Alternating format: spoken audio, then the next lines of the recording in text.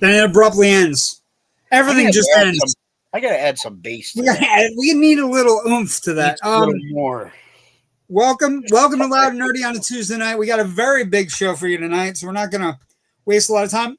My name is JW Colwell. I am joined, as always, by my musically inclined, talented partner in crime, Jerry Kamora. Jerry, how are you on this fine Tuesday night? I'm doing well. It was like 70 degrees here today. It was. Oh, it's not. We were only in the mid 80s today. So, yeah, we actually swam today.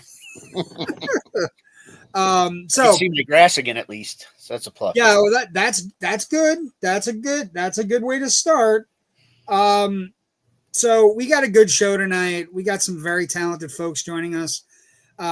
We got Mick Strawn and Jarrod Burris from the indie horror hit Pig Hill, which is premiering on Screenbox today.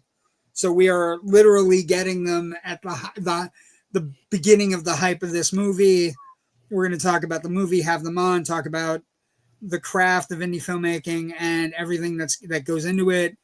And Mick's been in the business for a good long time, but he's so good at his job that he's like, we got other things we can talk to him about too.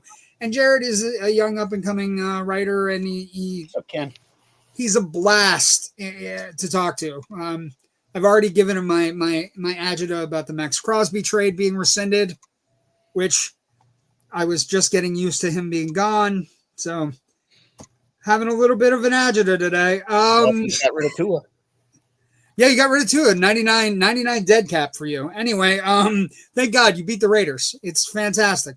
We've been talking about it for years. So we have a good show tonight. The boys are here from Pig Hill, which is a big indie movie that's coming out in Screenbox. Like I said, we have some other things on the network. If you like the network, please like and subscribe and find us. We're on Indie Escape Network on Facebook, Twitter, TikTok, IMDb. We're everywhere. Instagram, Threads, X, or whatever the crazy fuck is calling it today. Twitter, whatever it comes up with. IMDb and all those other places. We also have more shows. Coming up Thursday nights, we have Riot Ryan West and Joe Ridgely on Untrained and Unscripted. Eastern. They are funny guys, and they have funny views of things. And Ryan is as big a nerd as I am, so I appreciate him. And then next Wednesday, we got a big thing coming. Gabe's next show is a barn burner of a show.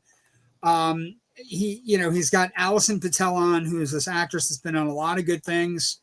And Stream and Screamboat and Brawler and Peeping Tom. So he is on fire with his guests, and that show will be next Wednesday at 10. And then on Monday coming up next week, we're not going to have a movie per se, but we are going to be talking about the Oscars, which are coming up this weekend. Big Oscar weekend. We don't know what's going to win, but we're going to talk about what's winning. And my feeling has changed. I thought it was going to be very much a one battle after another night, but I'm beginning to think it might be a sinner's night, which is good for everybody, because when horror films succeed, all films succeed. And so I'm super excited about that. But we're talking about that with Rich next week, maybe some guests next Monday on Generation Movie talking about the Oscars, which are this Sunday night. News. It was a good weekend for some movies, and it was a bad weekend for others. This movie was the number one movie of the weekend. It grossed about $46 million. It is doing very well. It is a return to form for Pixar. And what I would say is the interesting thing here is, it grossed about 88 million worldwide. So it's right in the place where it needs to be. And it's going to have a nice few weeks run. It is a great little movie. It is batshit bonkers, insane, weird. It's basically about a girl who grows up with her grandmother. She discovers that a scientist at her college has developed a robot system where they can imitate animals and put human minds in animals. And she sets forth to save the local little marsh. And by means of that, causes a chaos and revolution where animals are going to kill humans. It's got a Looney Tunes vibe to it. It's very funny. Bobby Moynihan plays the king of the mammals, depicted here as a very happy beaver, and he's just the greatest. He's one of the greatest Pixar characters ever. A movie that did not do as well. Scream dropped 76%, 74%, somewhere in the 70s. But here's where it gets funny. Yeah, it dropped 74%. But the first weekend was so big and the worldwide take was so big. Maybe it's okay. It's okay. And this is what I was talking about with Rich last night. The interesting thing here is it dropped 74%.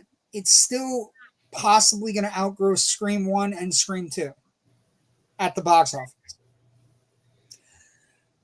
Where it becomes a problem, Jerry, and as we get into these franchises that are 6, 7, 8, 9, 10 long, the law of diminishing returns. And this is the first Scream movie that you cannot talk to people and go, well, they haven't made a bad Scream movie yet.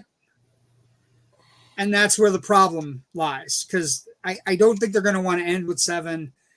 I think it leaves a bad taste in the mouth. I think they're going to want to do an 8. But now it's not a guaranteed that people will show up for 8 because 7 disappointed. Just the thought process. It's kind of fun. Yep. And we'll see what happens. And so that's a weird one. Now, the other thing that happened this weekend at the box office was this movie tanked. And I kind of wish it didn't, but it does fall into some parameters with classic movies. If you make the second movie in a 2-movie set, say you're making Frankenstein movies, and you make the second movie, or say you're making like volcano movies, like I was talking with our guest Jarrod about, and you make the second volcano movie, it might not do well. So it's one of those things where it's, I like it. Like Leviathan and Deep Star 6. Yes, I think it's a good movie, and I think it might need time to find an audience. It clear Maggie Gyllenhaal made it. Clearly loves movies, but like I said, it's super cool. And then I think as we get some comments. Good evening, friends. Good evening, Ken McKernan. Scream can end. I will not be sad. I would be sad because I don't want it to end on 7. But with that, I think we don't need to cause any trouble or have any ruckus. I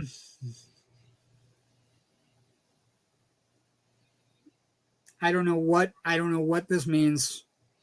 So we're gonna and it's gone already.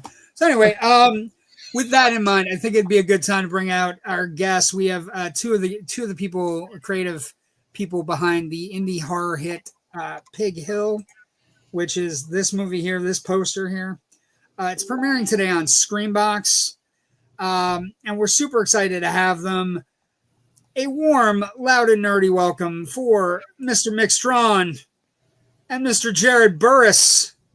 I'm going to move you around. I'm going to put you on the other side. Hey. What's up? God, hello, boys. I'm so glad somebody let me out of that room back there because, man. Well, it was very similar to the cages used by the pig people. It is what it is. Bad. Yeah, it's pretty bad. That's not good, but you designed them, so you're okay with them. So let's talk about this. I'm fascinated. Don't laugh. Don't laugh. Don't fucking laugh. It's too late. It's too late. He's laughing. I thought he was talking to me, Jarrod. No, it's I was all nervous. I'm like, I didn't think he was laughing that much. Around me, right, bastard? Yeah, it's all of us. We're all in danger. We're all in danger. Mick, let's talk about this. Involved. This So movie's... everyone can see and hear me. Then what's going on? I don't know. I don't I know live in what's going on. Pennsylvania. I might be in the most danger. Yeah. Yes, Yeah. he is in Careful. Pennsylvania. That's But a I'm on great the east question. side. That's a great question right, to start. yeah. This movie is clearly a labor of love. does a Jared, are you point from actually come Pennsylvania? No, Everybody? no. Yeah, Obnoxious I was born producer in joining us. Before you do Right on. that, Right. can you please play the Oh, it's trailer? there. I'm sorry. It wasn't Please. there. You said you were putting it in, and then now it's there. Okay, I can put it now. We can run the trailer now. It wasn't there, though. Is he But still okay. yelling? Nothing up here after dark It's an except urban trouble. legend. They say they use this radio tower to signal their home world. I need to get rid of it. Now. It's still alive! It's still alive! We've gone red. I'm going in! God, it's coming. The baby's coming!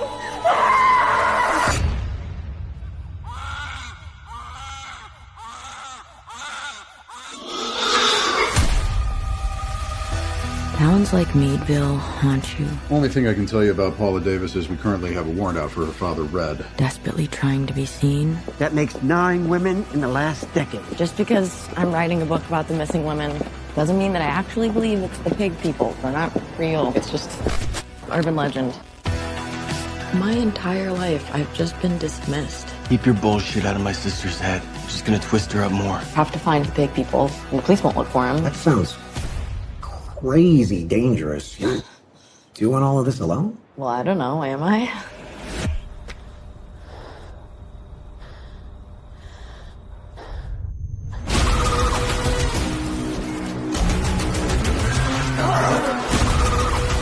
Carry, carry, up the hill. To see the piggies and the swill. Oinky, oinky, kill, kill, kill. All the piggies on Pig Hill. You live like a pig! You die like a pig!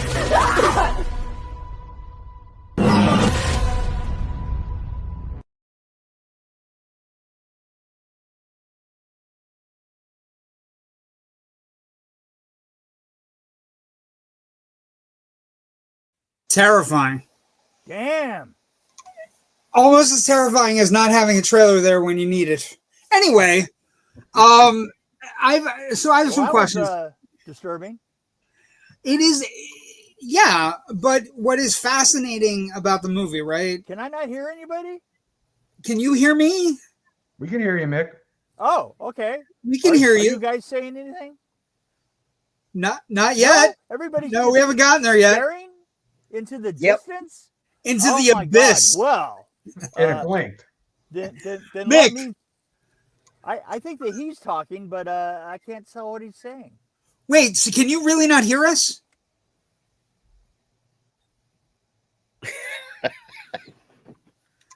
Can you hear me now? Are you asking questions and I can't hear you? Uh-oh. Mick, Yes, can you hear me? Why, I can hear. Who am I listening? Who am I talking Mick? to? Can you hear me now? I can hear you now. What the fuck? Okay. Can you hear Jared? Speak to Mick. Mick, Hey, now I can hear my everybody. hero. Gary, speak to Mick. My hero. Hey, what's up? Okay. That was great. It was like musical chairs with no hearing. Yeah, This is why we do a mic check, and it seemed like it was working. it Mick, was before. it just stopped. That's amazing. Mick, when you get to a chance to work on these small independent films, are people bring you in because you're an ace? Right. So do you think horror is the genre that really defines movie making? It certainly defines my movie making, and I'll tell you why. This is what I love about horror. I love the complication of it, the fact that that, and especially me in particular, I understand the beats of horror, and I understand. I have done a couple of comedies in my life, and I don't think that they ever went all that well. I'll tell you the truth. I mean, I don't understand what makes people laugh. I mean, I do, obviously. I'm a funny son of a bitch. But but I don't know what does it in movies, you know. I will confess, I do get bored. You know, it's like you don't want to blow anything up. There's no fucking blood. There's no good stuff. There's no mystery here. There's no makeup practical effects. You know, I tend to go to sleep. Yeah. So for people who don't know, like, what is the difference between working on a project like an independent project like Pig Hill, where you're working with independent filmmakers and you're working with new folks, and working on something like one of your bigger productions like Blade? What's it's, you know, the difference is about $50,000 a day.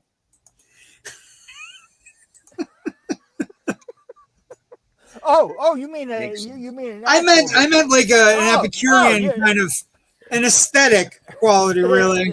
And it's, you know, you just I have personally, in my experience, I've noticed how it seems an awful times like no matter how much money you have on a film, everybody's going to go, oh yeah, but you know, if I had a good amount of money, this would go better, right? You know, which kind of falls back on the thing that I've said many years is I remember when I was working on Blade, and by the way, I did the blood sequence in Blade, right? And I was this is a question coming up. Don't ruin this yet. Oh, okay. I have a question about the rave sequence, but okay, but I wasn't going to talk about that. Different. Well, I was talking about another sequence that was in it that I was supposed to stick around for, and I literally saw a parable, which they said they gave me a whole bunch of people that I really didn't need and I didn't want, and they got up on top of a rig, and their weight on the rig actually made it tilt over and die. And I thought to myself, I should leave now. I gotta go walk my dog. Exactly. And you know what I thought to myself at the time? I thought, you know, that's kind of a parable of how the unions work, of how IATSE works. It puts enough people on a job to sink it under its own weight. Jarrod, you've been joining this miscreant on these podcasts and hanging out with him. What is it like to hang out with Mick Strawn on a regular basis? It's a whirlwind. It's trouble. You wonder, Jarrod. You wonder why he put you on a crane. Was like, why is it tilting over? Just stay there, Jarrod. Everything's fine. Yeah, you just have to accept that he's the boss. He's charging, and you stand behind him. You let the magic happen. That's yeah. Magic. I need somebody to clean that up too. By the way, the magic's got to be fixed. I'd like to know, but I also think, like with Mick, it's like, for me as a horror fan, you're growing up in the '80s. There's only a couple signature like creative escapes in your mind when I think everyone imagines we can all go to one spot, and it's those Middle Elm Street movies. And I think all of us as '80s kids, that's it. That's signature, and that's in all of our minds. I know people who worked on those. Yeah, I think I know someone too. Yeah. Yeah. And so that we're all lucky to be talking to them tonight. Jarrod, so you're Raven, Jarrod Raven. Hello. Mick Raven Mick. Raven's our delightfully Raven and delightfully difficult lady that joins us. Oh, I see her now. That's good, Mick. Can you hear her? Because that's where the real questions and problems have been coming forth. Look, I haven't really been able to hear anything for 10, 15 years. So, Raven, say hi to Mick so we can check and see. As long as I'm not the only one having technical issues today. There you go. Mercury retrograde. We're glad. I look like an idiot. No, I still look like an idiot. Raven, we're glad you're unscathed. We're glad that there's no problems. I'm glad happy to have you. Jerry, you had a question. Go. I do. I want to. Well, it's for Jarrod mostly.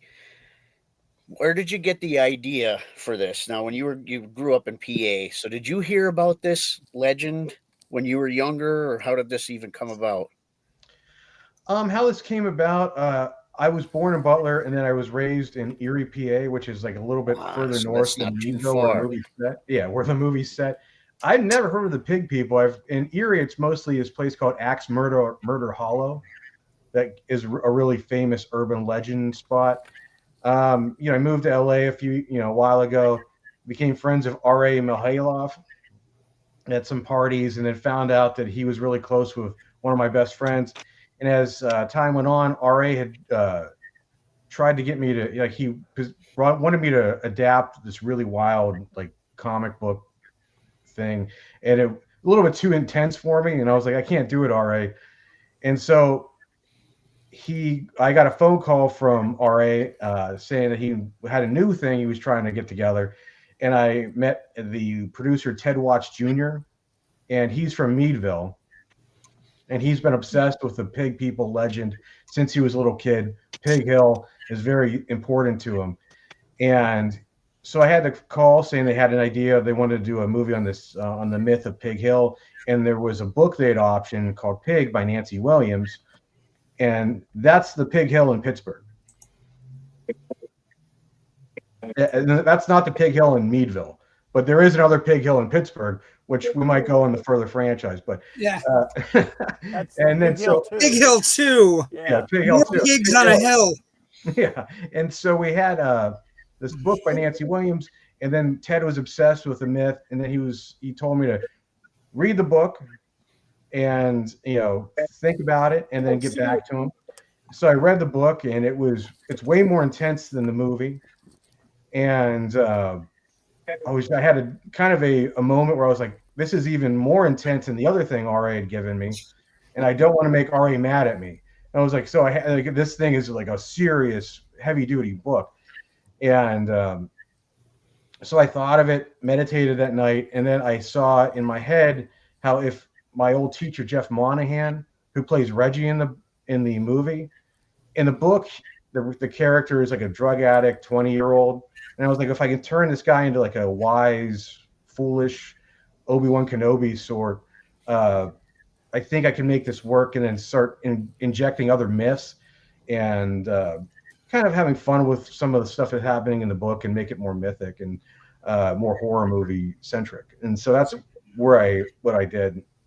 And we got 2 questions in the comments. First off, is it live? I got a question too. And the answer is yes, we are live. Hey, Zeph. Zeph is the writer of Society. Oh, okay. Zeph, we're pleased to have you. We Society, the Brian Yuzna movie? Yep. Zeph's we welcome you. Wow. Thank you for joining us. I love that movie. Me too. Society's a great fucking movie. Where's Nick Benson? That immediately makes me want to stick my own head up my ass. We're working on it. Yeah. Hey, what do you got? We have examples. Jarrod, do me a favor. For those who don't know, can you please tell them who R.A. I'm just going to die there like that? Jesus. R.A. Mihailoff is a legendary somebody pushed the button again, didn't they? In the horror world. He played Leatherface in Texas Chainsaw Massacre 3, which is honestly one of my favorites. And he's been in Trancers 3, and he's a great guy. And he's in Pig Hill. There we go. Leatherface, baby. I love part 3. Mick, can you not hear us? I can't. Uh-oh. Okay, so I know this is going to sound weird. I'm not doing this to cause trouble. Every time Joe comes in, Mick can't hear us. Yeah. Joe, go away. That's not what I'm saying. But I'm just saying. No, I did. I said that. I said, Joe, go away. I know, but you'll get me in trouble. It'll be like, I said to go away. Now Mick's gone away. Why is Mick gone away? This behind the scenes stuff. Mick, are you back? I'm doing it to try to balance out the audio levels because you guys keep breaking shit. It's a producer's job. Okay. Thank God I'm not a producer then. Yeah, Right? Jesus. I don't want to be one either. Thank God we're just talent, Jerry. The only thing Mick, I can break you is hear balls. me? That's about it. Mick, can you hear me? I can hear you. Ask me a question, and I'll start rambling. I'm going to give the question to Raven. Raven, ask Mick a question, or ask somebody a question. I actually had a question for Jared because he was just talking about how he wasn't going to accept the gig, and then he did because it was a different gig from the same guy. I was going to ask, how do you go into knowing you're going to have to change artistic direction, and most of the time it leads to something even better, but having to work with somebody else to get to the final product? It's one of those things Did where you hear that, had Jarrod? to change. You had to change certain elements of the book. Is that what you meant? Like changing parts of the book, or? Yeah. Yeah, and I wanted to be very respectful of Nancy because she wrote a hell of a book, and but like in the book, the character of Carrie she works at a title office, and she's a notary, and so when I was thinking of Carrie in the movie, I thought you had to have a better entry point than that, and made her like she's writing a book and she's obsessed, and it adds to everything that's happening in the movie. And she's kind of consumed with all these theories, and I thought putting her in a bookstore, and it was kind of like closing in on her, and it works on so many different levels. So she's got all these different things happening to her in her mind, along with what's going on with the myth. And I mean, is that what you were going for? Or? Yeah, I think how you took the original concept, made it your own, and therefore maybe even improved it. Yeah. So Ted, who is the big chief on the movie, just kind of let me go and have fun with it. And I knew that he wanted to build up the mythology, and I'm really big into the cryptids and all this, all that sort of stuff. No, so, I'm totally into cryptids, so yeah, I really enjoyed this. Mick, you're back. Can you hear anybody? I can hear so much better now. I left because I was so pissed. I was so fucking pissed. But you know what? My better angels made me come back. I'm going to say right now, we've already had this on the show. Mercury retrograde. Yeah. Really causing agita tonight. Urban Car 2. Yeah. We're in retrograde. I came back, and now I can hear all you guys. That's great. How about a question for you? Let me ask, Sure. Mick, when you're designing pig people, Yeah. is it just sky the limit with production design, like coming up with what you're designing? Okay, Like if somebody, let me tell you how this works. Okay. Gotcha. I read the script and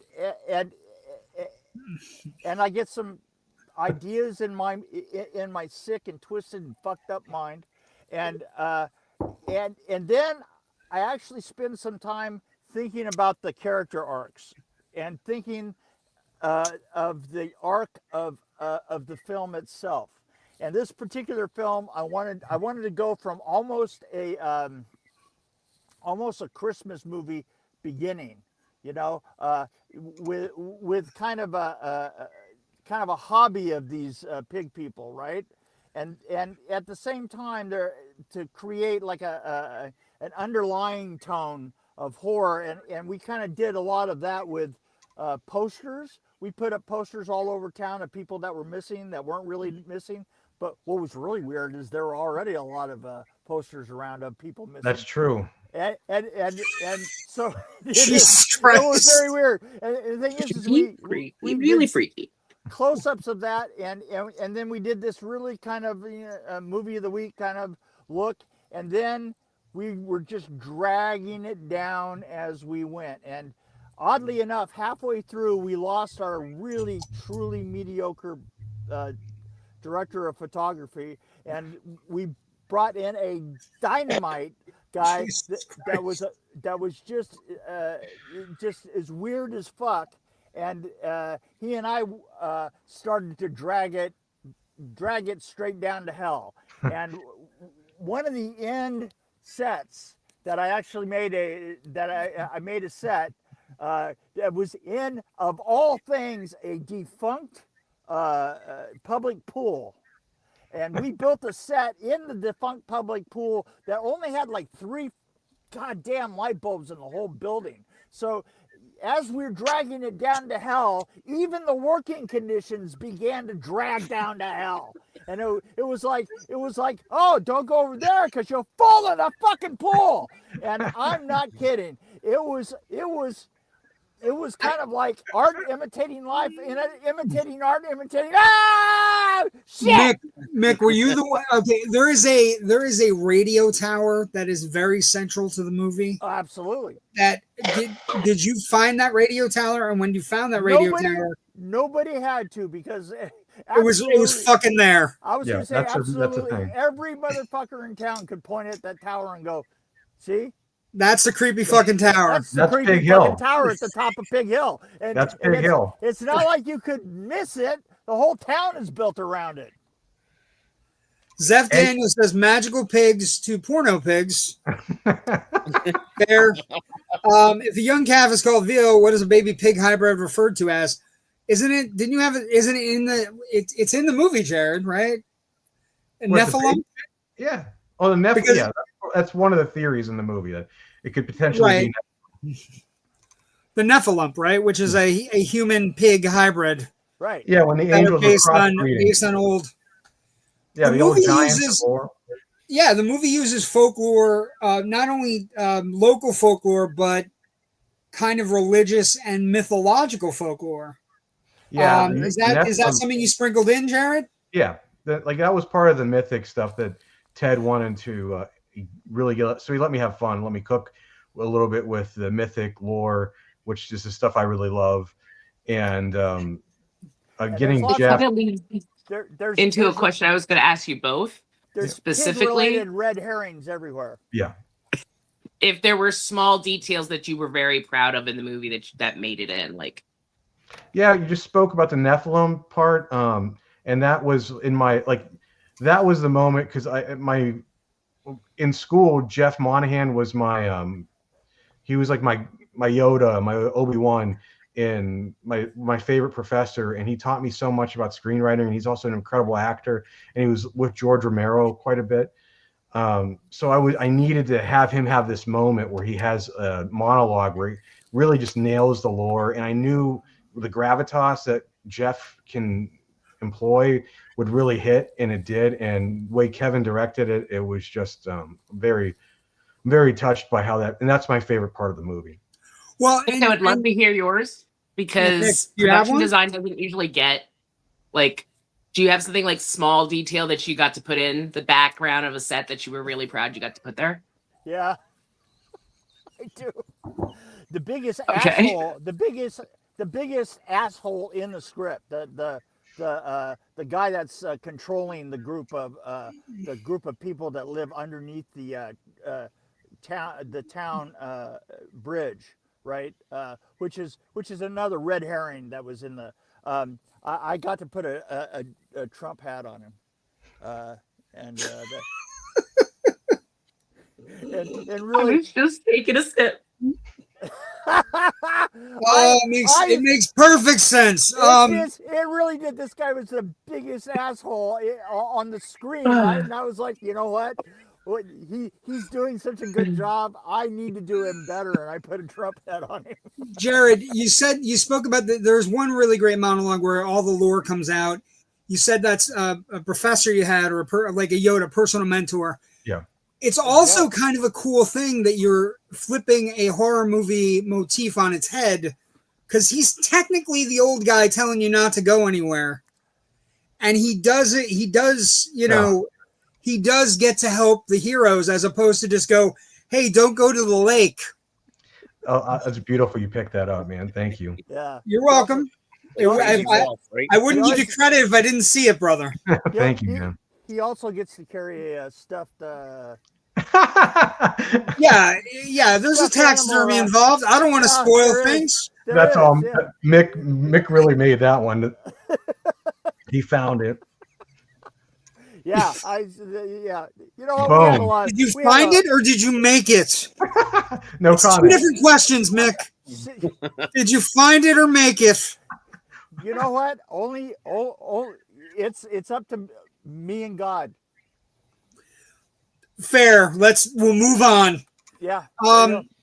Mick, so when you're working on these movies and you have battling egos, how do you know when to pull back? Because you are a larger than life gravitas kind of person. Right. How do you know when to pull back, or do you not pull back anymore? Or are you just, I am what I am, and give me some spinach? I say this, I say, you know what? I'll get back to you on that. And then I turn around and I'm going to walk my dog. And I go walk my dog, and then I do exactly what the fuck I was going to in the first place. and ask him. That's exactly what happens. It's totally true. My favorite thing on set was when him and RA would go at it. Because it was like a 1980s pro wrestling thing that they started doing. Promos, they'd cut on each other. RA, I'm coming after you. Mick Strawn, I'm coming after you. Mick Strawn. Mick Strawn. Where the hell's Mick Strawn?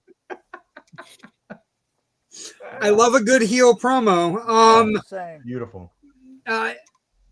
So as you're making this movie and things are happening in the world and things are happening on the movie, when do you pull back? Like you say, you put the tiny detail of a Trump hat in. Like, I think it's terrifying that you guys are working around in a town where there are already missing people signs. It's true. Yeah, it was really true. And the thing is this town was probably about half vacant. And it, as some towns in Pennsylvania are. That is, you know what? It's just part of how it works up there. And it is very strange to be jamming your ass out on those roads to go to the world's funkiest pig farm and have to keep passing these Amish carts, right? So yeah, and it's like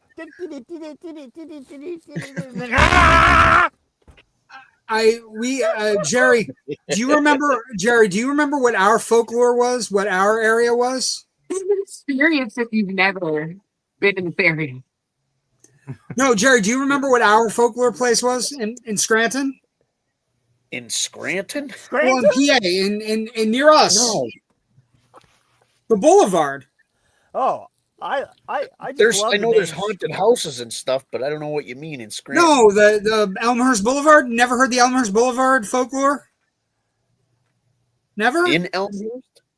No, Elmhurst Boulevard. Like, you can do the regular strip from Scranton to Moscow. But then if you take Elmhurst Boulevard, it goes along that lake road, right? You've never heard it? Okay, nope. I'm sorry. I was just trying to bring our folklore in. Anyway, there's a haunted house. Me, I guess. I don't know. Mick, Jarrod, how about this question? What are your favorite movies? What are the movies that you guys watch when you're not working on movies? What are the ones, like, two a piece? What do you go to? What are your go-tos? I love romantic comedies and Galaxy Quest. That's good. I never would have picked you as How to Lose a Guy in 10 Days, Mick. My favorite horror film is Young Frankenstein. A fantastic movie. Fair enough. That's a good one. With that, are you excited for Spaceballs 2? Am I excited for what? Spaceballs 2. No. Spaceballs, Young Frankenstein was it. Young Frankenstein took all the films that I knew really well from the 30s and put them all there, and just wound them all up and took little bits and pieces from them and just made them fucking hilarious. With that in mind, can I ask you a question? Do you you were talking about working with the unions and everything? Yeah. Are you a voting member of the Academy? Are you a voting member of the Academy or no? Yes or no? No, not anymore. Not anymore. Was this before I got here? No, it was maybe. It might have been. Years ago, I cared about that kind of stuff. What did you think of Del Toro's Frankenstein? Did you? I think the look of it was absolutely fucking amazing, but I think he fucked up the story. Fair. That's a fair assessment. He created a fucking Marvel superhero, which is utter bullshit for the Frankenstein story. Okay, fair. I mean that he literally by himself lifts a ship off of an iceberg, right? Come on, that's just not even part of any of the. But the look of it. Hey, you know, the guy is amazing. I mean, look at the look that he gets from his films is incredible. Other than that sea creature's penis. You know, other than that, it was weird. It was weird, Mick. Yeah, he always gets it. It looked like a sippy straw. Anyway, but I mean, normally the look pigtail, of so to speak. So good, so to speak. The look of his stuff is great. I did not agree with the story at all. But Young Frankenstein is a great choice. Young Frankenstein, great choice. Jarrod, what about you? What are the movies that get you going, man? Because you're a good, the script is really good for this movie. I'll say Cool Hand Luke and Night Riders. There you go. Cool Hand Luke's amazing. Yeah. Night Riders, that's a real interesting choice. I have that on VHS over here somewhere. That is a real interesting choice. That's a particular age you have to be to love that. That is, well, not just a particular age, Mick. That is a particular completist persona. That's like, I'm gonna go find other Romero stuff. This is the one with my friend David Hasselhoff, right? No. No. This No. is Ed Harris. He's talking about the Ed Harris Nights on Bikes movie. Oh, from the 70s. Definitely talking Jarrod, about the I know what you're talking about. Jarrod, I got you, buddy. I was wondering how old you fucking were, you know? I love Knight Rider too. Oh, okay. Well, there you go. I won't lie. I thought it was the car, and then I kept going with your conversation and realized, nope, it's the movie. It's not Kit. No. And one of the actors in it is a producer on Pig Hill, Mr. Marty Schiff. Really? Yeah, really? Marty's great. He's in it. Yeah. Lights on motorcycles. He's a very This cool guy. is at this point. I bring up this from Joe Ridgely and the Indie Escape Network, not necessarily anybody watching tonight or us. Ugh, the Romero name. Anyway, good times. Long story, Jarrod. Don't worry about it. We're gonna move on. Okay. Oh no. Mick, the look of this movie is really interesting. Production design, are you doing are you working on lighting and everything else to get your vibe? Because your vibe is nightmare landscape. I always work both sides. I always work into the lighting. You know, the thing is I, as a production designer, have always felt that I go further than a lot of production designers, because you know what, if I needed to do it to get my look, I'll actually go in and change the fucking story, and I've done it many times. Yes, you have. And maybe I did it a couple of times here too. I got taught. Was there any scenes that you felt were difficult to conceptualize? You know, it's some of the we had a scene that looked through a mirror that saw somebody get shot with a shotgun related to the pig guy, all in a couple of frames. Yeah, all in a few frames. And I thought that there was a point that we may have tried to tell too many stories in too short of a period of time, because I thought we lost the plot just for a little bit right there. But were you able to fix that? Just so that people coming up, maybe you could give them advice to that kind of thing. Well, you know, the thing is always try for the cool fucking shot, right? If it doesn't work out, well, you know, you can always do an insert and you can try. But I was there at the big long shot in Boogie Nights, so I know what it's like to sit through a really long, complicated shot and just be, you know, crossing your fingers and holding your dick to see if you can get it right. Speaking of Boogie Nights, I was going to ask, can you did. go into Hey, detail on that? come on, that was pretty good. God damn it, come on. Yeah, it was. speaking of Boogie Nights, he's up for Best Director this weekend. Do you think it's time for him to win an Oscar for his directing? You've worked with him. Is he everything you? He is incredibly intense and he knows what he wants. You know, the thing is a big complicated shot. Just the fact that he stuck to his guns and didn't fuck that shot up. You know, there are not that many really cool, really long shots in Hollywood because it's a long shot like that is just what I call asshole producer food. You know. Well, and it's they just want to get in there and cut that sandwich up. Well, it's tantamount when you get a long shot like that. There's two things happening. You're either waiting for the moment where it's perfection, or you're also waiting for the moment where somebody fucking walks in the background, or somebody drags a cable through, and you're like, "Fuck! Start again. You lost the light." You know, the great thing about it is these days we should be able to do more shots like that because we can always eliminate, you know, we can always go into post and get rid of the grip. Fix it in post, as Joe originally says. Yeah. Jerry, what do you got? Give me something. You got a grip eraser? We need a grip eraser. It's like a Tide pen. Exactly. It's like, okay, I got it.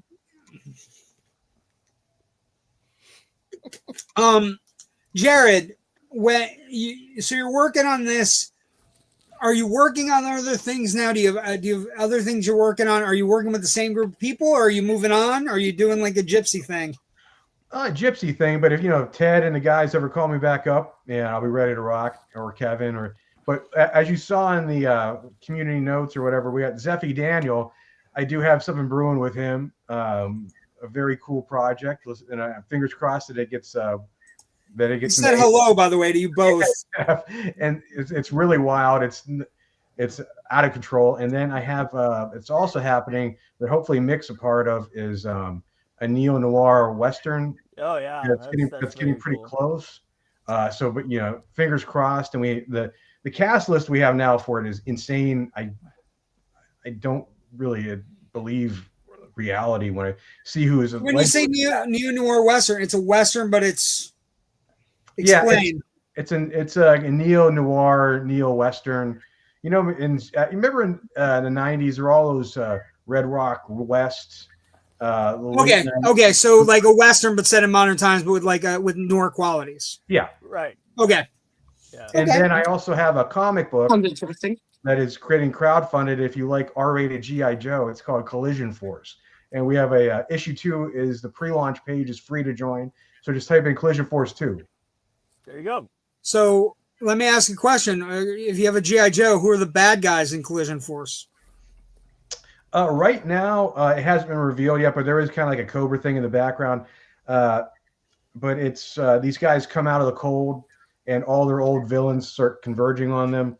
But in the end, of course, like if we get to that point, you'll find this whole other network that exists. So do the bad guys shoot blue lasers and the good guys shoot red lasers? Or no, this is all ammo, baby. No, it's all guns. Yeah, okay. Yeah, all gun and violence. This is grittier than that. Yeah. Gotta have the blood. Yeah. Gonna have the blood. Yeah, there's blood. Mick, there is a hybrid baby in this movie that has to be talked about. Also, there is an outfit for a pig man in this movie that must be talked about. How many bandages did you use? And why does it look so fucking gnarly? How many beers you had before you designed it? I stay away that from just Tom so I know where I Savini. need to get to creatively. Straight from the Tom Savini. Jason Baker. Word, Jason Baker designed that. And in fact, as a solution to a shot in this, I actually killed R.A. with an old Tom Savini trick. Yep.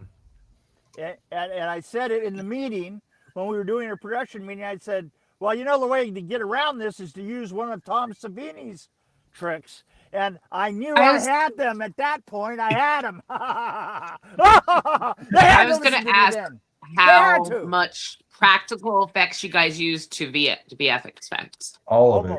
Almost 100%. All of it. Yeah, Jerry, I didn't see. Is it important? Like it's really important to you to do that? Yeah, Kevin was big on that. Like the director, like it had to be practical. I'm like, and Jason, who does the FX, is basically the heir apparent to Tom Savini. They own a company together, and he's totally like the next level. He does all the WWE stuff for the Bray Wyatt. Jason created, and he's that's a that's great Real guy. Blood. That's it's. Oh, he did the Jared Wyatt doesn't know. Funhouse? Nick, Jared doesn't know. Jared doesn't. Okay. Jared doesn't know. Oh, that's awesome. Yeah, Jason's incredible. Like all those people are actually dead. Jared doesn't know, Mick. Jason designed the grabber mask in the and what's it called? In what's that? Black Phone. Black Phone. Yeah. He's wow. He is the man. Yeah, that's super. Yeah, I mean so the design, iconic too right now. The pig face, the pig mask, and everything. The pig stuff is is super cool. When you get into the dark, deep basements, Pennsylvania. Of Pennsylvania. Listen, no, I live in PA. I was scared of many a basement. There's one here. I had to get even darker than the local people were to get Jerry's basement is one of the scary basements. I just realized what I said. So sorry. As you're making this movie, like, let's talk a little bit about the actor. You got some really talented folks in this movie, right? Rainey, Shane West. Yeah, like you got really talented folks. And all the next crop other than the mains, they're all incredible too. Isabella, Emma, like everyone, Max, like we really got a lot of talent in this, and it's there is not a weak link in the whole batch. It really no, isn't. and that like I think that's a real it's a testament to all the talent involved, right? Because sometimes when you're watching some of these independent movies, you go and you're watching and you're like, it's like watching The Weakest Link. You are the weakest link. Get rid of that one. Get rid of that one, right? We were blessed because Ted is an actor, and then and Kevin demanded we had the best actors possible. So he has a friend, Dustin Blackburn, who is a great casting director, and he got us all this amazing talent. And then we had Jeff, who's my professor. That was part of the deal, and everything came out amazing. And like there wasn't a week that there. This is, honest to God, I mean, there was not a weak link in this film. No, I think, but you can tell sometimes when you're like, when you get lucky with like the talented involved. Mick, I have to ask. There are sequences in this movie that are dreamlike sequences. Yes. This one in particular. Yeah. This one in particular, where you're using screens and you're using shadows. Yes. And it reminded me so fucking much of the opening of Bram Stoker's Dracula. Yeah. Is that kind of what you were going for, or were you? Well, we were going very surreal, and the thing is that when we grabbed our new when we killed the other director of photography and buried him in that cornfield. That's the real blood, Jarrod, he was talking about. That was the moment that we started down. We started down a new, more colorful and more abstract realm, and we just. You asked me if at any point I would have pulled back, and I think the answer is. Pretty apparent that we didn't have to. Yeah, you also get a lot of really cool. I wanted to comment on the production design in the sense that it seems like every scene is in a dense fog, and also that's kind of like aping the main character because she's in a fog. And then you also have some really cool. You see it in the older 70s and 80s horror films. And I know you're doing it, Mick. The cop lights. Oh yeah, absolutely. Are always meant to be we're safe. Yeah. The cops are here, thank God.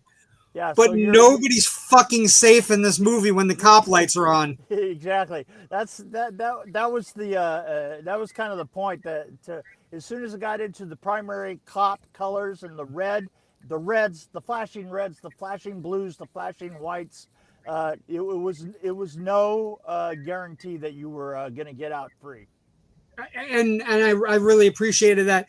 Jarrod, did everything make it on screen that you wanted? Did you have anything where you were like a scene that got cut or something where you're like, I wish they could have done not in that way, just in a like there was something I had that it didn't jive with everything else, but I thought it was a cool bit. A couple scenes of violence that weren't really practical. You couldn't really film. Yeah, I get that, and there were a couple like plot points that we had to cut for brevity's sake that I thought would have helped. But the way Kevin was able to cut things, really, we didn't need those scenes. So, a lot of times writers have a great love of completely tying off the story, and I can tell you from long and vast experience that a horror film needs to have dangling participles. It needs to have little pieces that just don't make sense. It needs to have blind alleys and stuff like that. And I think that Kevin did a really good job of that in regards to that. I mean, look, on set we just call it's a fucking writer thing. That's you just turn around and go, oh my god, it's a fucking I do like that you have an answer for every single other creative. What's writers? It's great. What do you people? Don't get me wrong. I'm a complete He's asshole got all the myself. tricks. Well, no, but he brings out this. I'm just saying, maybe we could do it like Savini. I think that'll work on the producer. That'll I was work. going to say, do you feel that you subverted stereotypes in horror, and do you feel that you lean too heavily on one thing or another, or me? Do you feel like the current horror genres leans on gore in general? You know what I love about about some of the current horror films is how fucking far out they've gone. If you look at some of the films coming, there's a couple that came out of New Zealand recently. There's a couple that came out of Australia. A lot of them are not American films, but they are just taking horror and making it just insane. Like something like Bring Her Back. Yeah, like things that make the what's the big horror film that from like 15 years ago? It's the name of a country. So I can't think of the name of it, but I feel that horror that just gets in there and just completely loses its own self is kind of like the new wave, and I love some of this stuff. Just whacked out shit. Okay. Mick. Yeah. Okay, so another question I have for you, Mick. When you're working on some of the older movies, like you're working on, how do you know if something's going to survive or not, or stand the test of time? Like, did you know? You never know. You know what? You just never know. I mean, the one I want to ask you about specifically, something like Candyman. Do you know when you're working on Candyman that we are creating one of the greatest horror icons of all time? The weird thing about it is you can never tell who's in that particular case. It would have been very easy for it to have seemed too much like a 70s film, in fact, if you look at it, it is a 70s film. It's kind of a slow, monotone. It's monotone. It's slow burn, and you just don't ever really know what the film that you're working on is going to go go nuts or not. You know, I mean, you still got to go out and mop the fucking blood off the floor of the stage. You've also, Mick, before I get back to Jarrod for a moment, you also, Mick, worked on one of the single greatest movie sequels of all time. And I'm not talking about A Nightmare on Elm Street. I'm, of course, talking about, Mick, Breaking 2 Electric Boogaloo. You were going to say it. It had to be said. You know you don't have to look at everything, right? Or in some cases you do, Mick. Not required. I was young. I was young. I needed the money. I needed the money. I needed the money. Hey, I sort of got. We were shooting in the worst part of LA, and at the beginning of it, I had like a 2-year-old Rabbit car, you know, a Volkswagen Rabbit, and that fucking thing, by the time we got to the end of that show, it had no radio. It only had half of its glass left. I had come out to my car twice and had it sitting on fucking bricks. You know, I mean, I swear to God, it's essentially the scene from Vacation. It was. You're like, again and again. All the stuff is gone. Okay, we got some comments. Hold on, we got some comments. comments. I need to get my hands on those comics, Jarrod. I think that's what a lot of people were thinking tonight. Yeah, there you go. Hearing dueling banjos in PA. Brandon Brooks from Instagram. Jarrod doesn't know where the real bodies are buried. Hey, oh my God, what? I do. I don't know if that's both a threat and a hi from Brandon. It's like, hi. Oh, by the way, I might have killed somebody on a set you worked on. Hand? Jarrod, so you're talking about comic books, Jarrod. You're talking about all these different things. Is there one thing that you like more than another, or are you right now you just like dipping your toe in all the ponds? It's I mean, it's like having kids with the two different genres, because I'd say I was kind of a trouble kid in the comic books, kind of kept me in line. My grandma would buy me comics, and if I didn't do my homework, or if I got detention, she would tell me you couldn't go get your comic books for a month. So I think it made me not a wayward delinquent. Well, and the thing is, people, like, I think you're right around, you're a little bit younger than Jerry and I, but in the 80s, 70s, 80s, 90s, comic books were ways some of us learned how to read properly. Yes. Right. So I'm fascinated by that. Jerry, got it? You got a question? How about Raven? Either one of you? Question for Mick. I'm just go ahead. You can go. Go, Raven, No, and Jerry, then Jerry will go. Okay. No, go ahead. So I was looking at your IMDb and I saw, like, out of all your horror stuff, put that aside, we've talked about it, but I grew up as a really big nerd, and I'm a girl, so I didn't watch as much horror as you guys, but I saw that you worked on Hercules. Yeah. I was going to ask how was working with Kevin Sorbo. I have to. I'm sorry. You know, fine at the time. I bet you it was fine at the time. He was fine. I don't think things were not quite as political. No, I wasn't talking about politically. Just like I grew up, like vastly, he is a completely different person than what I thought he was as a child. Exactly. But that show had a very distinct look that I think a lot of people that were nerds like me kind of gravitated to. Thank you. Following into like Buffy later on, like that. You know, and I was wondering how just working on that production was. You know, I have to hand it to them. Sam Raimi is Sam Raimi's company, and I kept trying to explain it. It's like I'm going to use 30s and 40s looks of things, only I'm going to do them with these native materials, right?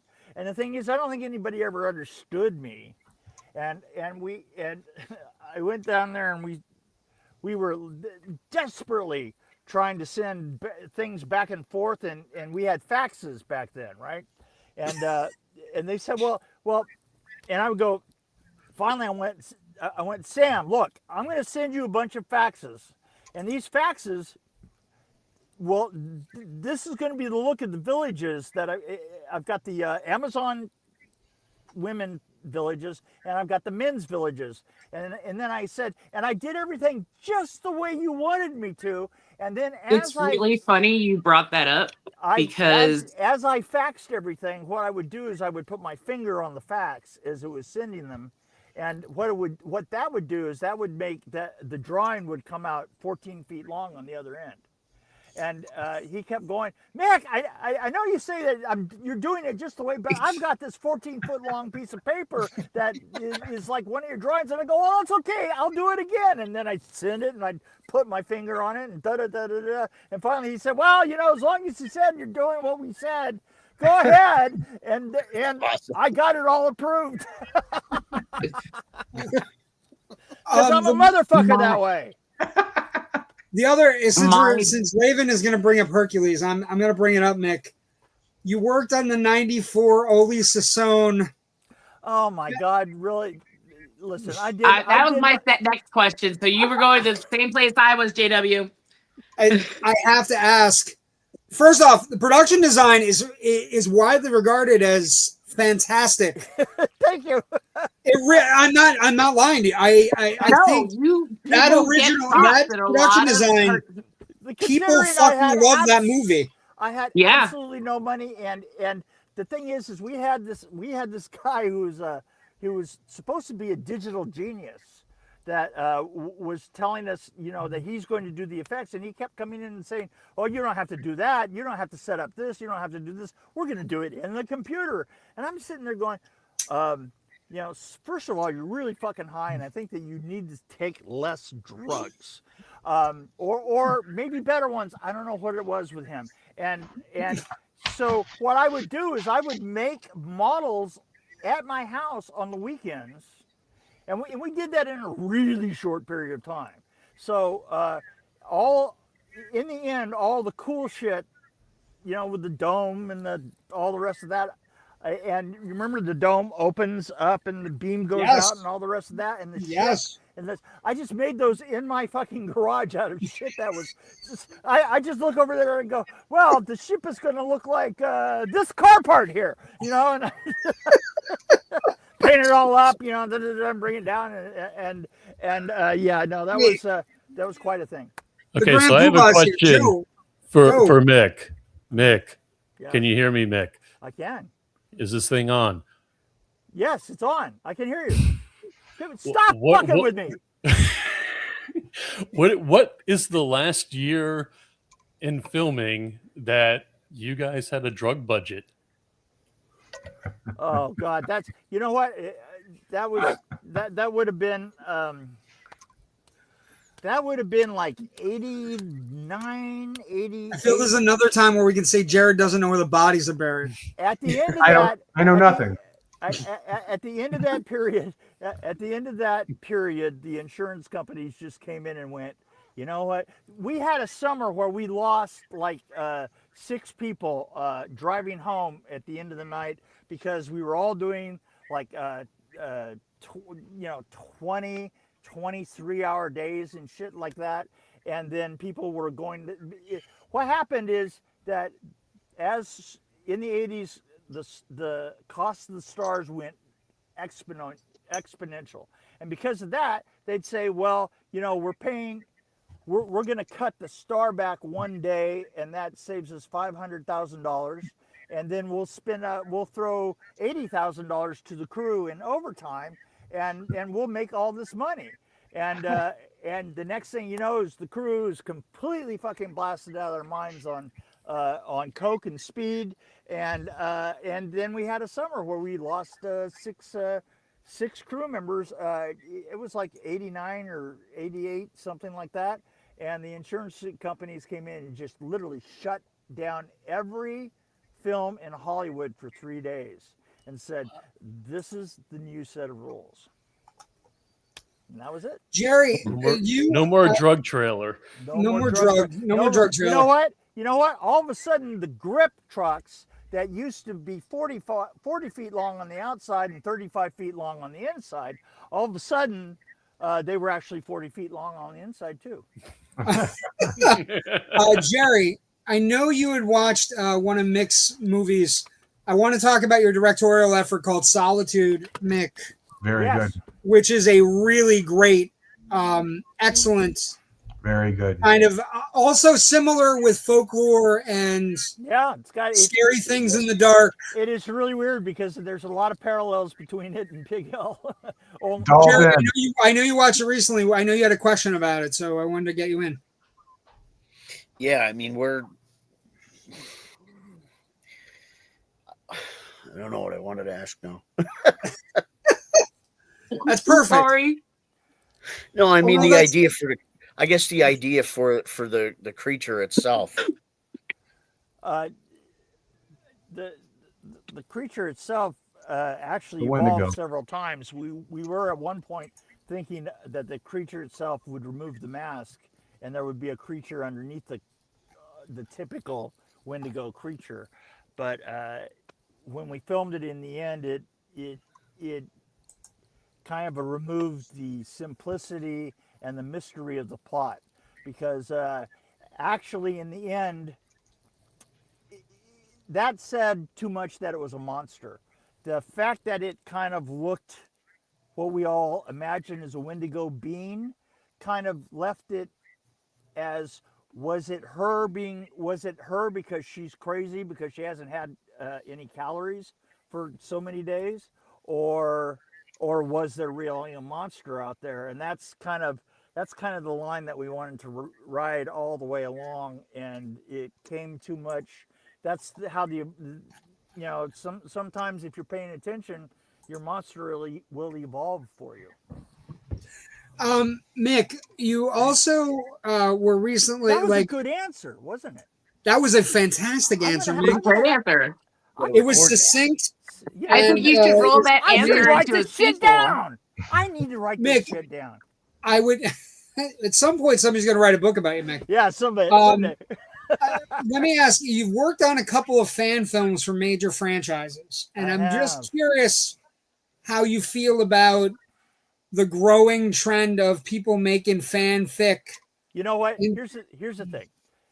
This is. I think that if you're starting in film, I think the idea. I think that you should have one fan film in you. But you might think about developing a second character inside of that fan film that you can break off into another movie that's all your own.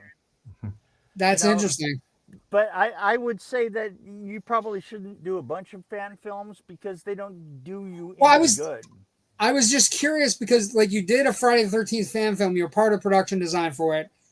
And then they did an ad last year that was essentially for hard cider, where it was fucking Jason in a hard cider ad. And it was like, I watched some of the fan fiction films, the Jason fan fiction films, because that has been stuck in litigation for so long. Yes. And now they break out of litigation. They come up with the lamest design for the character I've ever seen. Well, the thing is you got to say it's the bad design, Mick. I think you got to.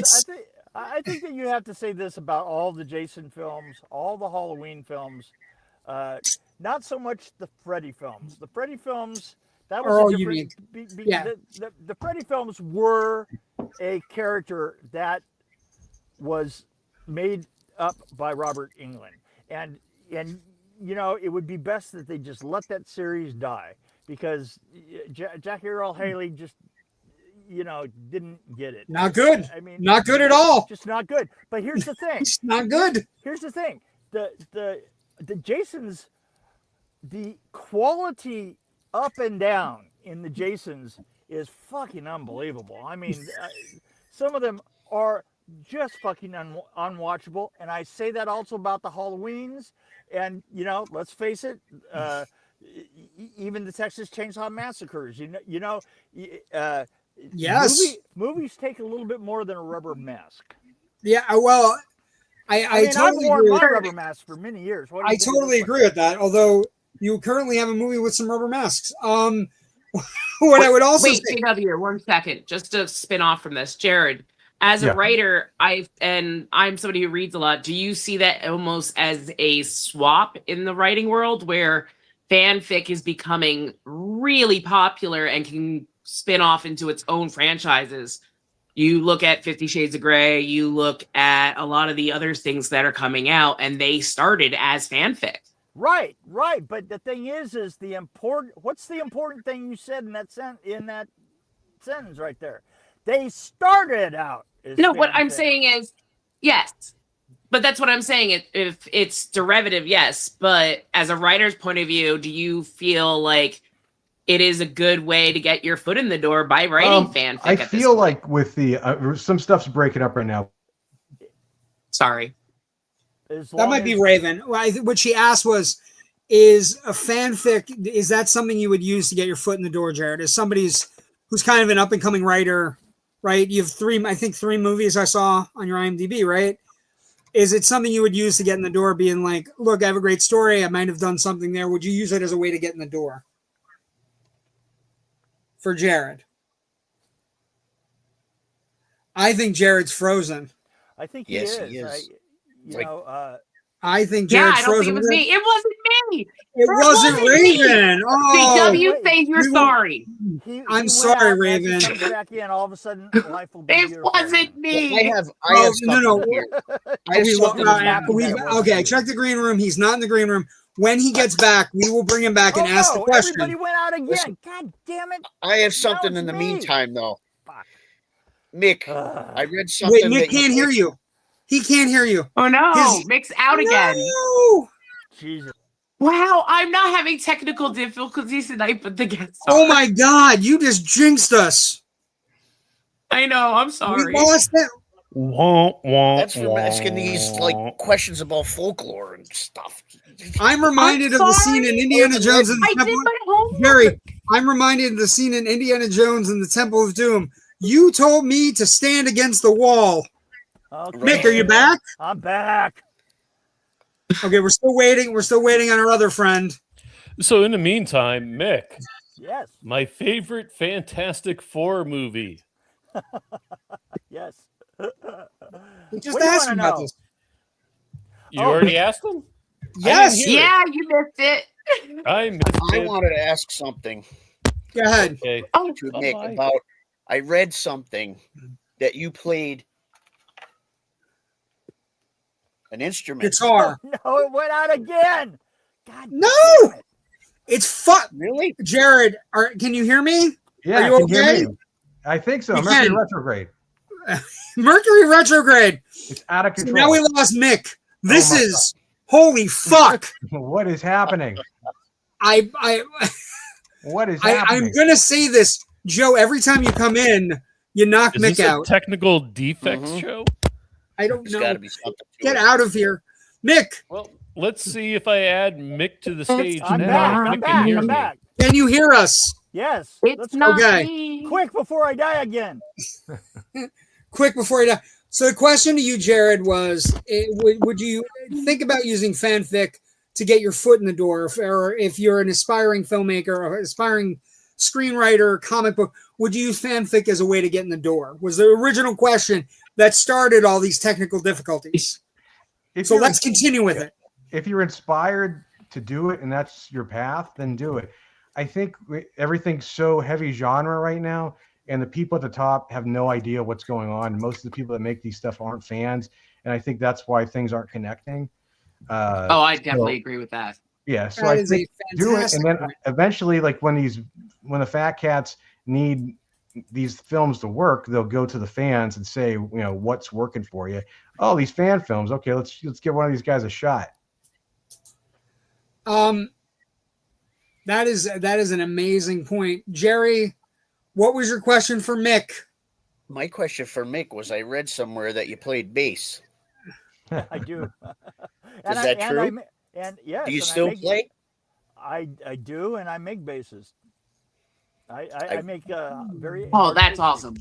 Very, You very should weird. know the one wooden guitar he made that was friggin' just gorgeous. You should know, Mick and Jared, that Jerry is a TikTok star. He is He's a viral sensation. He That's is a why I had to viral ask star Wow. on TikTok. Oh my. I will check your stuff out. He had over I a had to million ask you views. a question. Had Million. to. Yeah, he's Did you ever have he a knows how band? to, he knows he's really good. You He's had- amazing. Okay, guys. Slapjaw. I am going to walk my dog here in a minute. Okay. Let me give you the rundown. What's your dog's name? This is Toby. Toby. Toby. Toby is so famous. More people know Toby's name than they know mine. I have got a film coming up called Phobia that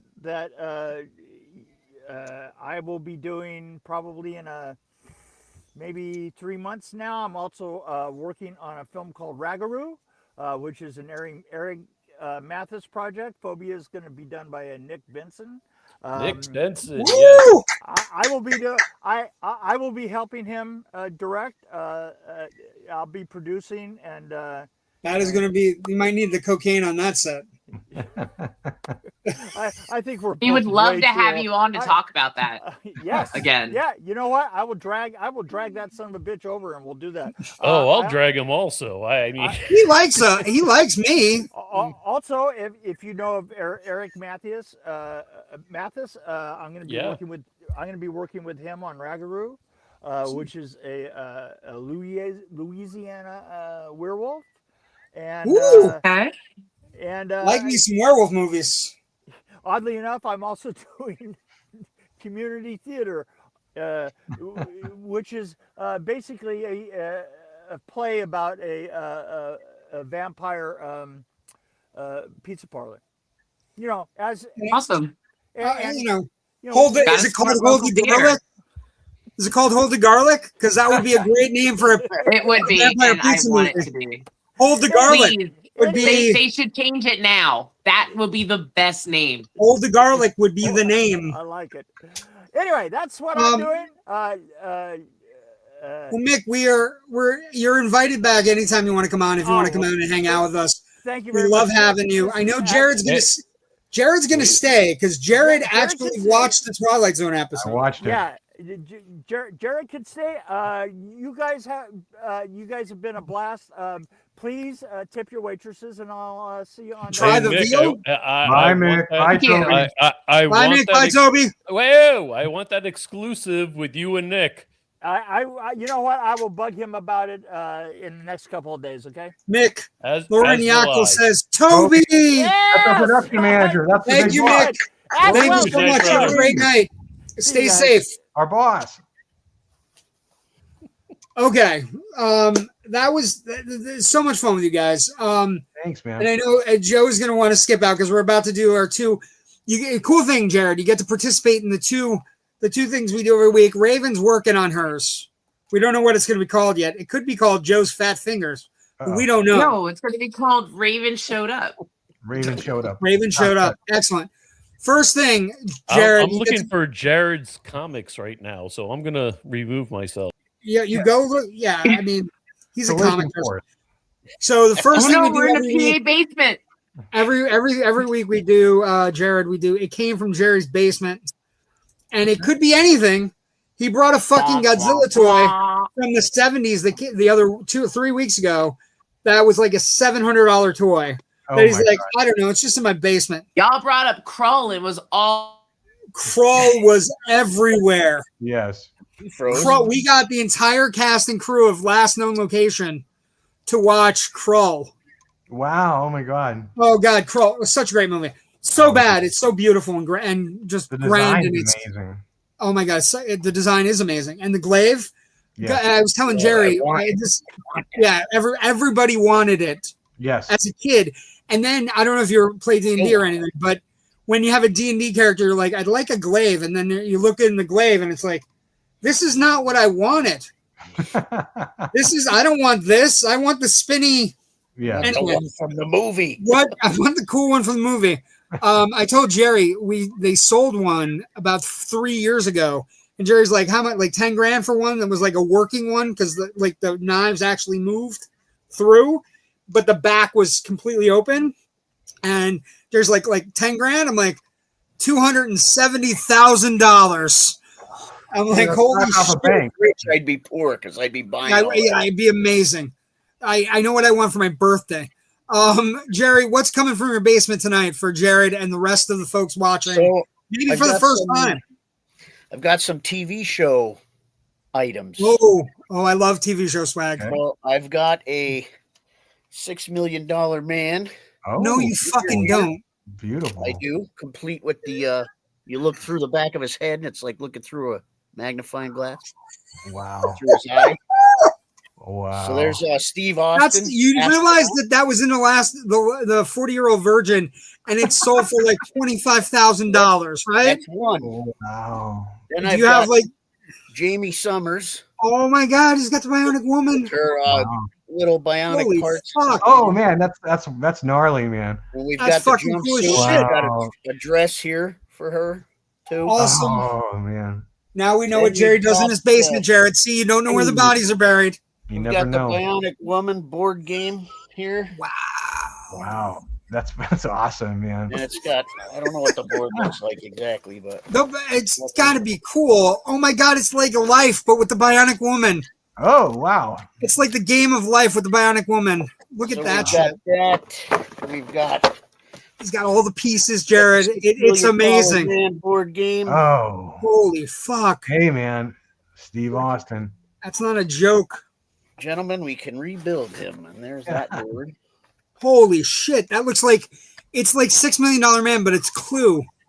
What did Jerry Whoa. pull out? That Where shit do was we- karmatic. And I then said I didn't have any got one technical last- issues and I lost everything. One last thing here. I got another Your Bionic fault. Crisis board game. Oh, $6 man. million. Holy shit. That is beautiful. You know somewhere somebody's killing themselves trying to get this stuff, Jerry, right? This has like some kind I of. swear to Oh, God. I man. never played this one, but it's a little bit different. Yeah, but it's got all the shit to it. Like, It does. Wow. I most board honestly games don't- don't last that long, Jerry. But they're all related to that show. You know? Whoa. Right?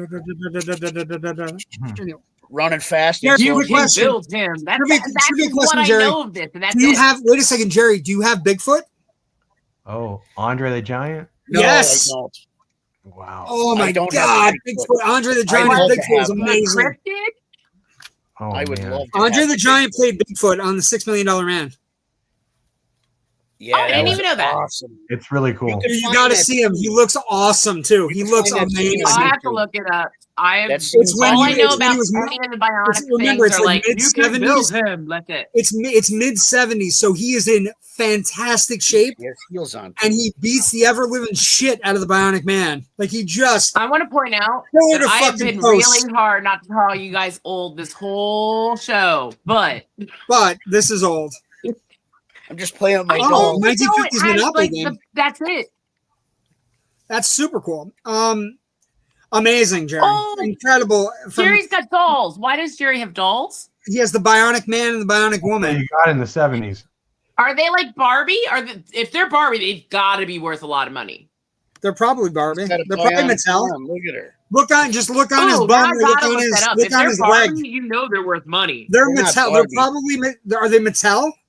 It doesn't I don't know. matter. To be honest, Probably Raven, says they're somewhere worth. Hold on, I have to look it up.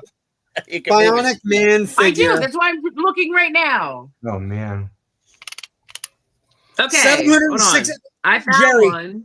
Jerry, $769, $850, What? $1,200. Priceless.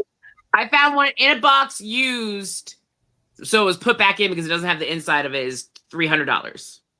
There you go. That's a little more like. Never sell it. There you go. That's for the girl.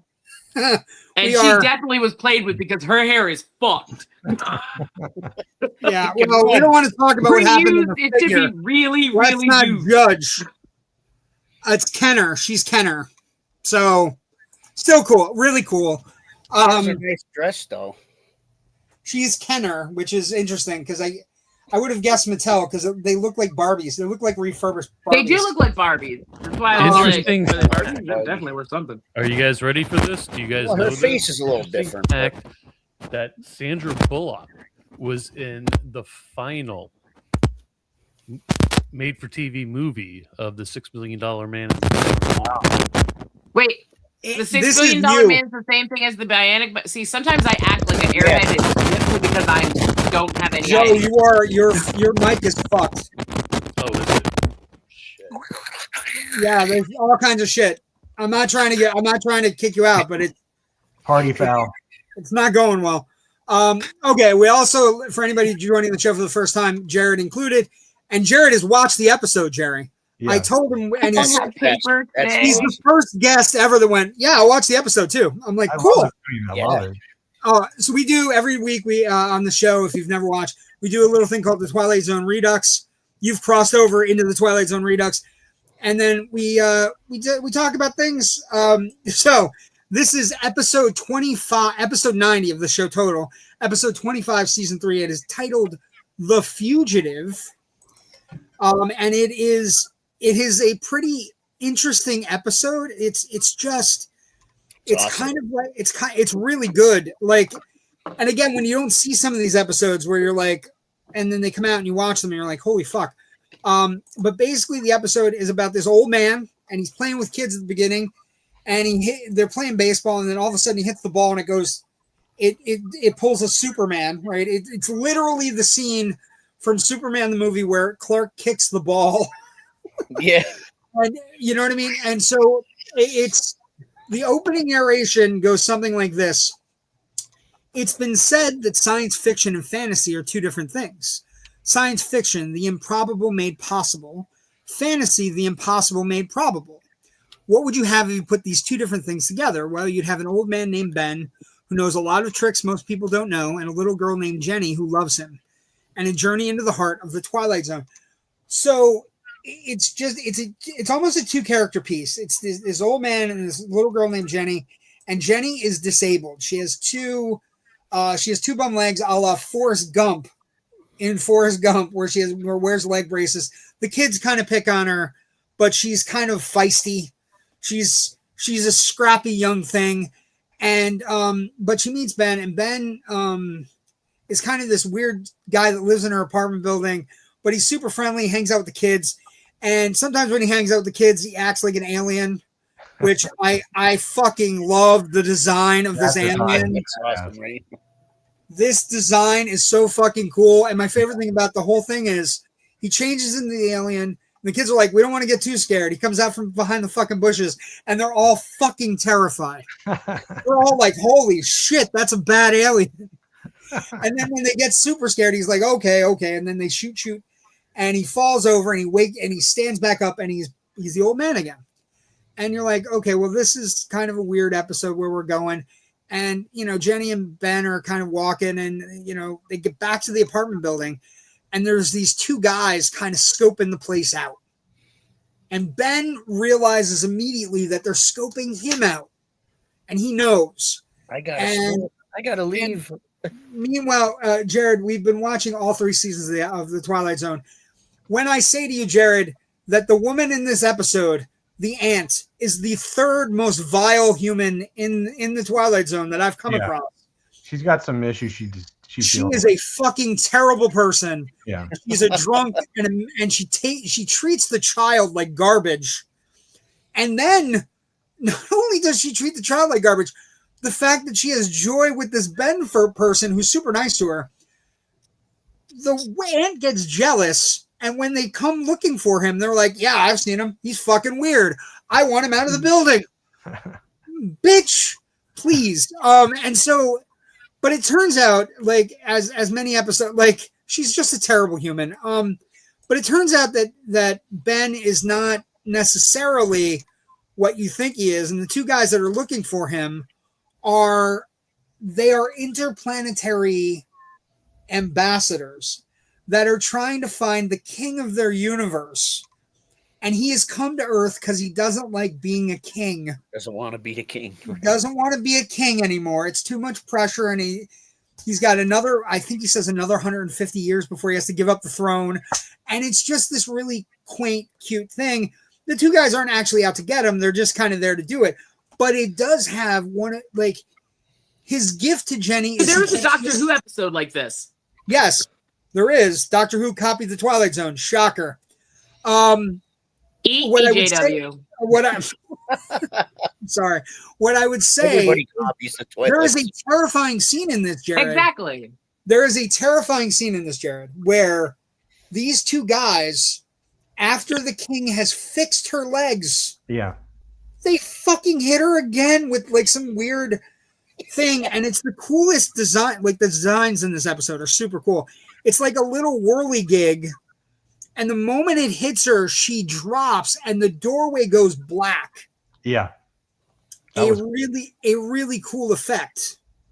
And then we find out the king is, they get there, and he basically says, I'm gonna cure Jenny before I go, and wouldn't it be great if Jenny could come with me? And they're like, no, there are rules. Like, you're the king, but you don't have any kind of like, you don't have any whatever. And the council wouldn't like her coming. And so Jenny and the king come up with an idea. And the idea is twin, double trouble. Double trouble. The idea is you have to take us both back because we both look the same. And they both answer to the king, and they both like, and so it's just this great episode. And the episode, in a weird kind of mise scene, ends with Rod Serling sitting at the bed, telling you what the letter is that the girl is going to leave her bitter, drunk aunt. And it's a phenomenal episode that I had never seen before. Mrs. Gann will be in for a big surprise when she finds this under Jenny's pillow, because Mrs. Gann has more temper than imagination. That was a good She'll line. never dream that this is a picture of old Ben as he really looks, and it will never occur to her that eventually her niece will grow up to be an honest-to-goodness queen somewhere in the Twilight Zone. Really great ending. Sometimes we don't get great endings for kids that are sick or in bad shape. But Not sure if this is going to come up because I don't have paper, and this is what happens when I don't watch the episode, so I draw. What'd you draw? Let's see. Perfect. Alfredo. Yeah, there's a TARDIS and an alien, and there's a baby and a garbage can, and there was a MAGA guy because for some reason I remembered Nick talking about MAGA guy, and then he became the king, and that just became major political statement here. But I would say, like, the interesting thing that we come across, Jarrod, and I don't know if you feel about this, but when you watch a good episode of The Twilight Zone, first off, one of the things we usually talk about is that they are these unique movies. They are 30-minute, perfectly scripted, perfectly storytelling movies. And bittersweet. Right? And they're bittersweet and they're amazing. And sometimes they're mean, sometimes they're nasty, but sometimes they're really cool and really, really interesting. And what I would say here is there are so many movies where aliens come to Earth and hide. Men in Black, Jupiter Ascending, like all of these movies. Somewhere, Jarrod, would you agree that that's people the whole watch the point of the Twilight segment, though? What was that? What? So that's the whole point of this segment. I think it goes over a lot of people's heads is that we're covering this that have never watched before. So I want to explain where we're going with it. So what we do is we look at things where it might have been inspired. Men in Black is a key one, right? Because this is right out of like an Edgar suit. It's right out of an Edgar suit. We did To Serve Man last week. Season 3, like we're talking, Jerry and I have been talking about this for months. We watched season 1, season 2. They're good. Season 3, it is clicking on all cylinders. And every week, even the ones like the classic ones are there, but the ones you may have not seen have been fantastic. Like they're just amazing. And so next week we will have an episode titled Little Girl Lost. It's strange that's backed up. Like, so I was wondering that when I watched it on Paramount Plus. They had the trailer for the next episode, and I was like, that sounds exactly like the one I just watched. Well, yeah, the trailer for the next episode that was on every week behind the shows. He would Rod Serling would show up and be like, next week we got all kinds of cool shit going on if you show up. Right. But next week, the key is you're a screenwriter, Jarrod. So let me ask you a question. He mentioned a name. The name he mentioned next week is Richard Matheson. Oh my God. Yeah. The greatest. Yeah. One of the single greatest. I Am Legend. Yeah. I Am Legend. Forever. The Omega Man. There's a lot of great Twilight So Zone. many good Yeah, he he has about 20 or 30 Twilight Zone episodes where Yeah, they're just so it's unbelievable. But next week's episode, Little Girl Lost, it's got Ruth Miller, Chris Miller, and basically it's a little girl who's lost and basically maybe found because she gets stuck in the Twilight Zone. Incredible. Jarrod, I thank you so much for coming, and thank you for watching. Thank you guys for helping us promote this movie. Which I'm so where is the movie was great. I watched it twice. Yeah, thank you so much. where can people? A couple things. We're gonna bring you full screen, maybe if the producer's paying attention. He's looking for comic books. See how that works? All right. See how that works? Yeah. Jarrod, tell us where people can find the movie. Tell us where people can buy the movie or rent the movie, and tell us what you're working on next and where people can find your stuff. Pig Hill is out on DVD. It's streaming on, you can buy it on digital. And today, on the 10th, this is the big premiere on Screenbox, which we're very proud of. It's a great platform. Cineverse is a great distributor. So that's like, the Terrifier people, and we're edgy, provocative. That's Pig Hill. We're at a good home. And we're hoping that we can find our audience, and we really put all of ourselves into this film, as crazy as it is. The producers, Ted sacrificed everything. Kevin sacrificed everything, and Kevin's been just cutting this, and all of his team. The music is brilliant in the film. Emwa, who's one of Kevin's really good friends. And in the chat, we have Laureen, who brought Kevin in. She's a production manager, and she just kept us all together. And we're so proud of the movie, and we're just pulling for it. Hopefully it finds its fans. And for me personally, if you're looking for how to follow me, I'm on Instagram at Jarrod Allen Burris. And then my comic book, Collision Force, that I write with one of my best friends, Joe Kazmer. You can find us on Collision Force at Instagram, and also Kickstarter. Just do a Google search for Kickstarter Collision Force. It'd be great if you could sign up for our pre-launch for Collision Force #2. And then we have, and there's Marty Schiff, my main man, Marty. Oh my God, he's such an amazing producer, and he's always been in my life since I was 19, Western Pennsylvania. Him and Jeff Monahan. I love you, Marty, and thank you for producing Pig Hill. And let's hope we rock again. And we've got 2 other productions with Zeph, who was in the chats too. That's hopefully that gets made, and if it does, Magical Pigs, Porno Pigs, and then also the neo-western, neo-noir, which is getting pretty close. I can't really say too much about it because there's some NDAs and stuff like that. But fingers crossed on that one, and I really love this this platform, and thank you for giving us a shot of promoting Pig Hill, which is now dropping on Screenbox. Oh, I love you, Marty, man. Well, and we are super thrilled to have you. And Joe usually brings us in and out of whatever. I'll bring it back. Hold on. It's me. What's up? What is happening? You got me. You're back. I don't need to get out of the big screen. I also have to make sure that I send my love to my amazing wife, who is the greatest wife of all time, and she's the one who wrote the nursery rhyme in the movie. And nice. She wrote the dream team. Nursery rhyme's fucking terrifying. You should really make sure you know where the bodies are buried. Yeah, make sure she trademarks that. Like, it's creepy. She's a genius, and I knew to step away whenever she sat down at the keys and I got a scene and I got your nursery rhyme. So shut up and let me put it in. Well, we always appreciate that. Wake up in the middle of the night and she'll be whispering. Jarrod, you are always welcome here. We will have you back on and talk about your other stuff. I hope you want to come back. I hope you have a blast. I hope you had a blast tonight. We will have another Twilight Zone episode when you come back. So it's a win-win situation here, Jarrod. I'm looking forward to it, guys. You guys are all great. Thank you so much. I'm going to bring you down to the green room. Thank you so much for joining us. Just give us a couple minutes to wrap up the show, and then we'll be right with you, okay? Sure thing. Thank you, Jarrod. You. They were great. They were amazing. This movie, Pig Hill, very enjoyable. Lots of gore. Not for the faint of heart, is what I would say. But so much, really, really well done. Interesting. No, definitely not. Good reveal. Before we go, we got movies. We got to talk about. Triggered, maybe. What? Do it with daylight on.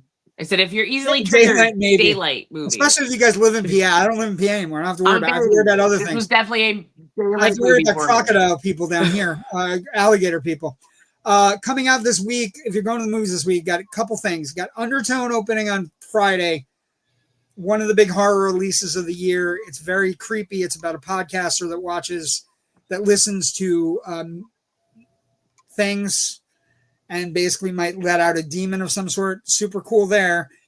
You also have Reminders of Him, which is a very big book. It's Micah Monroe and Tyreek Withers. And Lauren Graham. The marketing is everywhere for this right now. Colleen Hoover is very big right now. And it looks like it's gonna be a movie, for the ladies, but we recommend everything here. Movies are great. And if you're lucky enough to live in an IMAX area or an area that runs older movies, Kiki's Delivery Service is getting re-released this week. I am going to be seeing this at the drive-in this summer. I am so excited. I am so excited about Kiki's Delivery Service. I'm going to see it in IMAX this week. Very excited. It is one of the great Miyazaki films, and it's just fantastic. So all good things. Where can people find your stuff, Jerry? Where can people find you? Slapjaw streaming on every platform. I'm on Facebook. I'm on TikTok. Anywhere to find you. It's more the band than me, right? Yeah. We also have, Raven, delightfully difficult as always. And us, we got a couple big things coming up. If you like the show tonight, please like, subscribe, Instagram, Facebook, TikTok, Twitter, X, or whatever the fuck he's calling it, IMDb, YouTube, all those places you can find our shows. Want to thank Mick and Jarrod for coming on tonight. Big show coming up Thursday night with Untrained and Unscripted with Ryan West and Joe Ridgely. And then next week, that very big episode of Symbolistic Cynicism with Gabe, our good friend, with Allison Piddle, who's been in a lot of these great recent horror films like Screamboat, Brawler, Peeping Tom, and Stream. Thank you so much for joining us tonight. I want to thank Jarrod and Mick again for coming on and talking Pig Hill. Thank you to Joe for helping us out. And thank you to Jerry and Raven for showing up and hanging out with me on Tuesday nights. And thank you to any of the guests or audience that came in tonight. I hope you liked the show. Come watch us again. We'll see you next week. And last comment of the night, Cindy Kamora. Awesome show. Good night, all. Thank you, Cindy. Have a great night. Stay safe. Bye from the Bionic Woman and Jerry's Basement.